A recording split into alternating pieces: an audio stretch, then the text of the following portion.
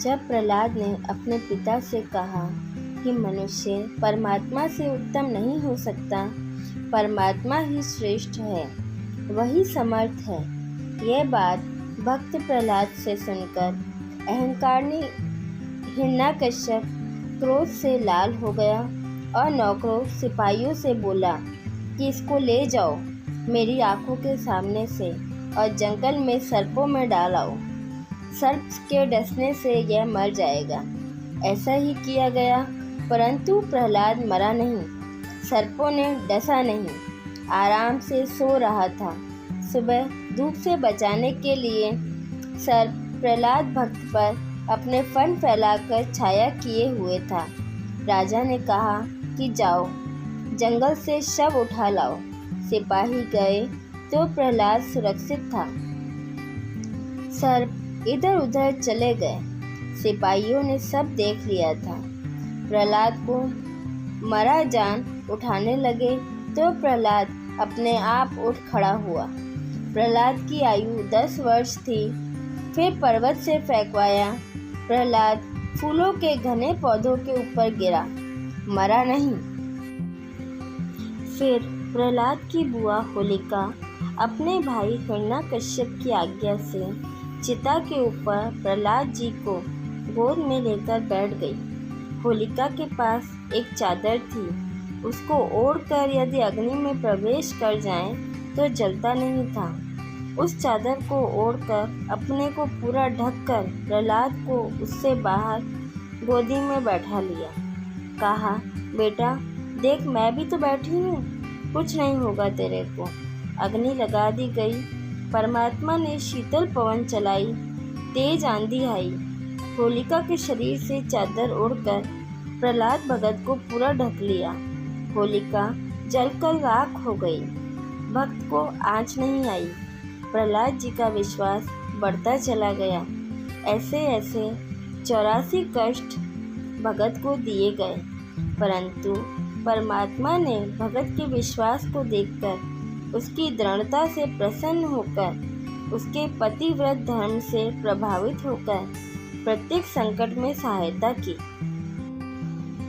हिरण्यकश्यप ने श्री ब्रह्मा जी की भक्ति करके वरदान प्राप्त कर रखा था कि मैं सुबह मरूं न शाम मरूं, दिन में मरूं न रात्रि में मरूं, 12 महीने में से किसी में ना मरूं, ना अस्त्र से ना शस्त्र से मरूं, पृथ्वी पर मरूं ना आकाश में मरूं, ना पशु से मरूं ना पक्षी, ना कीट से मरूं ना मानव से मरूं, ना घर में मरूं ना बाहर मरूं।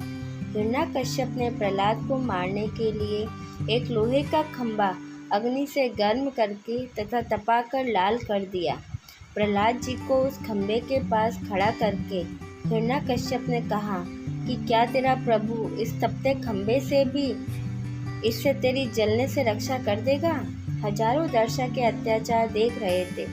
प्रहलाद भगत भयभीत हो गए कि परमात्मा इस जलते खंभे में कैसे आएगा। उसी समय प्रहलाद ने देखा कि उस खंभे पर बालू कीड़ी पंक्ति बनाकर चल रही थी, ऊपर नीचे आ जा रही थी। प्रहलाद ने विचार किया कि जब चींटियां नहीं जल रही तो मैं भी नहीं जलूंगा। हिरण्यकश्यप ने कहा, प्रहलाद इस खंभे को दोनों हाथों से पकड़कर लिपट, देखूं तेरा भगवान तेरी कैसे रक्षा करता है। यदि खंभा नहीं पकड़ा तो देख यह तलवार, इससे तेरी गर्दन काट दूंगा। डर के कारण प्रहलाद जी ने परमात्मा का नाम स्मरण करके खंभे को पकड़ने के लिए हाथ बढ़ाए। उसी के अंदर से नरसिंह रूप धारण करके प्रभु प्रकट हुए। हिरण्यकश्यप भयभीत होकर भागने लगा। नरसिंह प्रभु ने उसे पकड़कर अपने घुटनों के पास हवा में लटका दिया। हिरण्यकश्यप चीखने लगा कि मुझे क्षमा कर दो, मैं कभी किसी को नहीं सताऊंगा। तब प्रभु ने कहा, क्या मेरे भगत ने तेरे से क्षमा याचना नहीं की थी? तूने एक नहीं सुनी, अब तेरी जान पर पड़ी तो डर लग रहा है।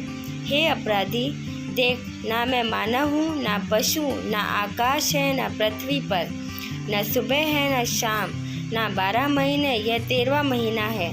ना अस्त्र ले रखा है, न शस्त्र मेरे पास है। घर के दरवाजे के मध्यम में खड़े थे।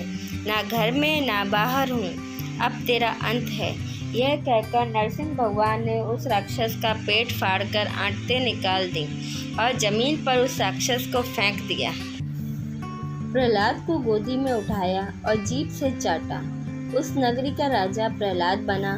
विवाह हुआ, एक पुत्र हुआ जिसका नाम विरेचन रखा। उस विरेचन का पुत्र राजा बलि हुआ, जिसने अश्वमेध यज्ञ की थी, जिसमें परमात्मा वामन अवतार बनाकर एक ब्राह्मण के रूप में आए और 3 कदम जमीन दान में मांगी थी। भगवान ने एक कदम में पूरी पृथ्वी नापी और दूसरे पग में स्वर्ग, तीसरे के लिए स्थान मांगा तो बलि ने कहा कि यह मेरी पीठ पर रखो। यह कहकर पृथ्वी पर मुख के बल लेट गया। तब प्रभु ने खुश होकर कहा कि मांग क्या मांगता है। बलि ने कहा कि मैंने इंद्र के राज्य के लिए 100वीं यज्ञ की है। भगवान बोले, इस इंद्र को अपना शासनकाल पूरा करने दो, फिर आपको इंद्रासन देंगे। आप मेरी शर्त पूरी नहीं कर पाए, इसलिए अभी इंद्र को पद से नहीं हटा सकते। फिर भी आपने मेरे को सर्वस्व दे दिया, इसलिए इसके पश्चात में तेरे को इंद्रासन दिया जाएगा। तब तक तेरे को पाताल लोक का राजा बनाता हूँ, वहाँ राज्य करो। मैंने इंद्र से उसका राज्य बनाए रखने का वचन दिया है। बलि ने कहा कि एक मेरी शर्त है, उसके लिए वचन दे। भगवान ने कहा कि बोलो। बलि ने कहा कि जब तक मैं पाताल में रहूं, तो आप इसी 52 अवतार में मेरे द्वार के आगे खड़े रहोगे। भगवान विष्णु ने कहा, तथास्तु। भक्त प्रहलाद के पोते राजा बलि को पाताल का राज्य प्रदान किया। भक्त प्रहलाद जी अपने धर्म कर्म पर डटे रहे, यानी पतिव्रता धर्म का पालन करके अटल रहे, तो परमात्मा ने सहायता की। जब तक सूरज चांद रहेगा, महापुरुषों का नाम रोशन रहेगा। हमारे साथ बने रहने के लिए धन्यवाद।